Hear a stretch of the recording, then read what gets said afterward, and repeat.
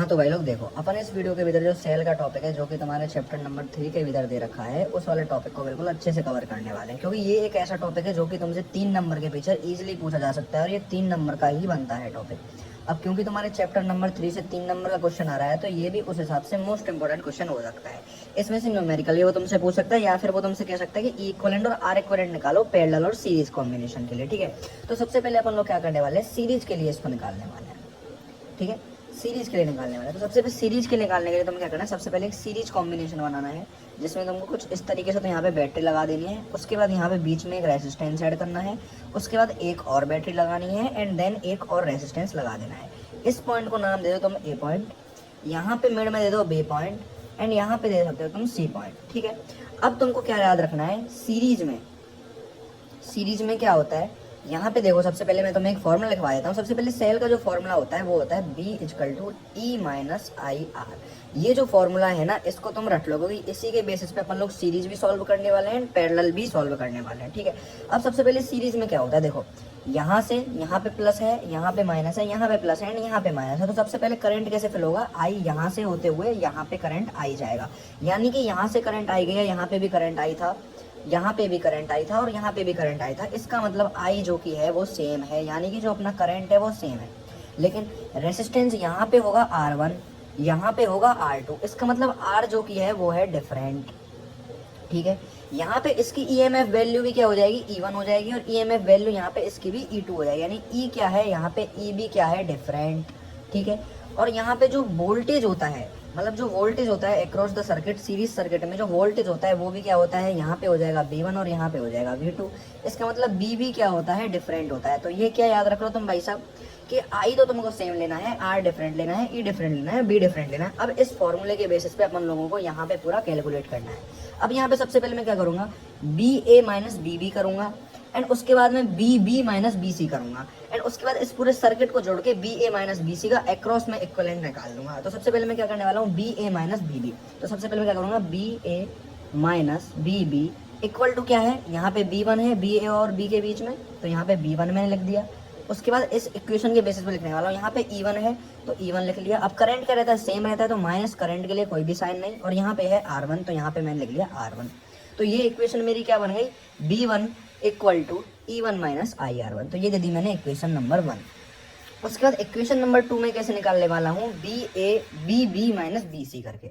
तो B B minus B C के लिए यहाँ पे मैं क्या करने वाला हूँ, यहाँ पे पोटेंशियल करना है B2, तो यहाँ पे B2 लिख लिया। उसके बाद यहाँ पे E2 माइनस IR2, समझ में आया, यहाँ पे E2 था और यहाँ पे R2 था, तो E2 आई करंट सेम ही रहेगा, करंट सेम रहता है, IR2। अब ये अपन की हुई इक्वेशन नंबर 3। अब मैं क्या करने वाला हूँ, एक लाइन तुम्हें लिखनी है कि कंबाइनिंग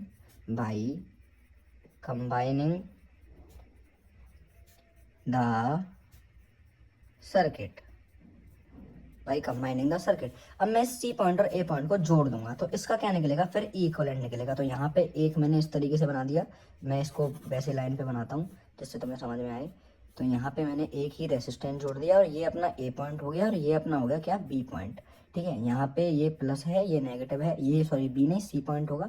यहाँ पे करंट इधर से ही फ्लो हो रहा है, यहाँ पे ये तो हो गया आर इक्वलेंट, ई इक्वलेंट, और यहाँ पे हो गया बी इक्वलेंट। ठीक है, तो अब मैं क्या करने वाला हूँ, अब मैं बी इक्वलेंट निकालने के लिए यहाँ पे ये जो B1 है और B2 को क्या कर दूंगा, ऐड कर दूंगा, B1 प्लस B2 को ऐड कर दूंगा। या फिर तुम ऐसे भी लिख सकते हो, B A minus B C equal to B equivalent equal to B1 plus में V2। मतलब कि B A minus B C, यानी बी ए से लेके बी सी के बीच में अपन लोग वी इक्वलेंट निकाल रहे हैं, क्योंकि इसको अपना सर्किट ने पूरा क्लोज बंद कर दिया है, तो अपन लोग बी इक्वलेंट निकाल रहे हैं। कैसे निकाल रहे हैं, B1 प्लस V2, यानी ये और ये प्लस करके। तो यहाँ पे बी इक्वलेंट क्या हो जाएगा, B1 प्लस V2।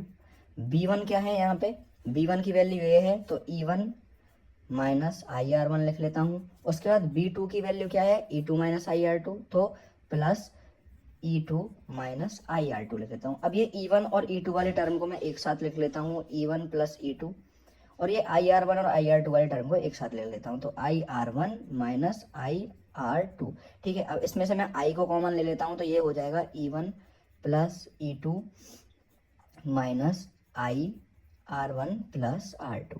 अब मैं अगर इस वाली इक्वेशन को इस वाले फॉर्मूले के साथ मैं कंपेयर करता हूँ, यानी कि B equal to E minus I R. तो यहाँ पे ई की जगह पे देखो क्या आ रहा है, E1 प्लस E2। तो अपन का ई इक्वलेंट जो कि है सीरीज में वो क्या आ जाएगा, E1 प्लस E2। और यहाँ पे आई की जगह पे आई है, माइनस की जगह पे माइनस है, लेकिन आर की जगह पे क्या है, R1 प्लस R2। तो आर इक्वलेंट क्या हो जाएगा, R1 प्लस R2। तो इस तरीके से अपन लोग सीरीज में निकालते हैं। अब बात करते हैं अपन लोग पैरेलल की। अब अगर मैं सेकंड नंबर पर बात करूँ पैरेलल कॉम्बिनेशन की, तो सारे के सारे स्टेप सेम ही होते हैं, बस इसमें एक जगह पे चेंजेस हो के तुम्हें याद रखना है। सबसे पहले मैं एक पैरेलल कॉम्बिनेशन बना लेता हूँ। यहाँ पे मैंने लगा दिया रेसिस्टेंस, यहाँ पे मैंने वही बैटरी, उसके बाद इधर से भाई साहब ये निकाल दिया तार, इधर भी मैंने रेसिस्टेंस लगा दिया, इधर भी बैटरी लगा दी, और इधर लगा दिया ये। अब ये है ए पॉइंट मेरा और ये है मेरा बी पॉइंट। यहाँ पे नेगेटिव, यहाँ पे पॉजिटिव, यहाँ पे पॉजिटिव, यहाँ पे नेगेटिव, यहाँ पे करंट इस तरीके से फ्लो होगा, ठीक है। अब पैरेलल में क्या होता है भाई साहब, पैरेलल में जो करंट होता है ना आई, वो डिफरेंट होता है, क्योंकि यहाँ से अगर आई करंट जाएगा तो यहाँ पे ऊपर कितना जाएगा I1 और नीचे चला जाएगा I2। तो करंट यहाँ पे कितना हो गया, डिफरेंट हो गया दोनों साइड जाने के लिए, ठीक है।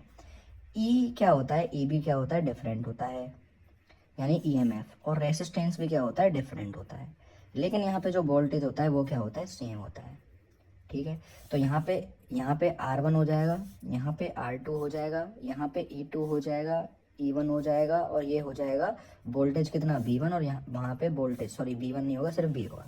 अब इसमें भी अपन लोग क्या करना है, B से लेके A के लिए एक बार तो ऊपर वाले पार्ट के लिए निकालना है, एक बार A से लेके B के लिए नीचे वाले पार्ट के लिए निकालना है, ठीक है। तो यहाँ पे मैं क्या करूँगा, BA minus BB equal to, सबसे पहले मैं निकालता हूँ इसके लिए, तो ये B1 B2 नहीं आएगा आपके पास, सिर्फ B आएगा, इक्वल टू E1 है, वो इक्वेशन अपन लोग वही यूज करने वाले हैं, B equal to E minus I R. तो B इक्वल टू ई की जगह क्या पुट करूँ, E1, ठीक है, माइनस I1 R1, ठीक है, क्योंकि I1 है, करंट यहाँ पे कितना जा रहा है, I1 जा रहा है ऊपर, और यहाँ पे कितना है, ये R1 है, तो और E1 यहाँ पे है, तो E1 माइनस I1 R1, ठीक है।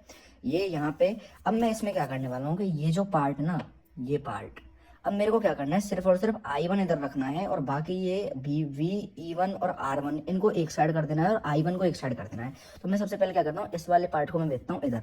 अब ये वाला पार्ट जो कि है वो नेगेटिव है, तो I1 R1, इस वाली पार्ट की बात कर रहा हूँ मैं केवल और केवल, ठीक है। तो यहाँ पे देखो मैं इसको फिर से लिखता हूँ, B इक्वल टू क्या है, E1 माइनस I1 R1, ठीक है। अब मैं क्या करूँगा, इस वाले पार्ट को भेजूंगा इधर, और इस B को भेजूंगा इधर, ठीक है। तो ये क्या हो जाएगा, ये देखो नेगेटिव है, तो ये हो जाएगा I1 R1 equal to E1, ये V पॉजिटिव है, उधर जाके क्या हो जाएगा, नेगेटिव हो जाएगा, ठीक है।